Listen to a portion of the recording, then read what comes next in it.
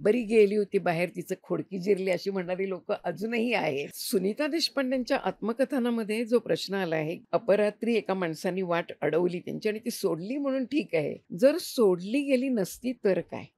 तो प्रश्न सुनीताबाई आता माझ्या आईच्या पिढीच्या आहे, तेव्हाही होता, माझ्या वेळेला, आणि आता माझ्या पुढे 25 वर्षांनी जी मुलगी लहान आहे तिलाही तो प्रश्न आहे. इतकी भयंकर घटना जेव्हा घडते तेव्हा काय होतं, काय होऊ शकतं, प्रत्येक वेळेला आपण ती गृहीत धरायची नाही. म्हणजे उदाहरणार्थ आता पुरुष सुद्धा घराबाहेर पडले, अपघात होतो, कधी मृत्यू होतो, कधी फ्रॅक्चर होतं. त्यामुळे सबंध स्त्रीचा विकास म्हणून मग तू कुठे जाऊच नकोस, तू काही करूच नकोस, की तू अधिकाराच्या जागा का घेऊ नकोस, कारण मग तू एकटी कशी येणार. रात्री एकटं येताना पुरुषाला सुद्धा भीती असते. पण जर घडलं तर ह्या गोष्टी अत्यंत वाईट आहेत. त्याच्यामुळे भीती वाटणं ह्याच्यात चुकीचं अजिबात नाहीये. नोकरी करते तेवढं पुरे झालं नाही का? आता आणखीन लिहायला, आणखीन रात्री, अगं दिवसाघर घरात बसून लिही की. नाटकं बघून रात्रीची परीक्षा, रात्री घरी येते. काही झालं तर लोक मला दोष देणार आहेत.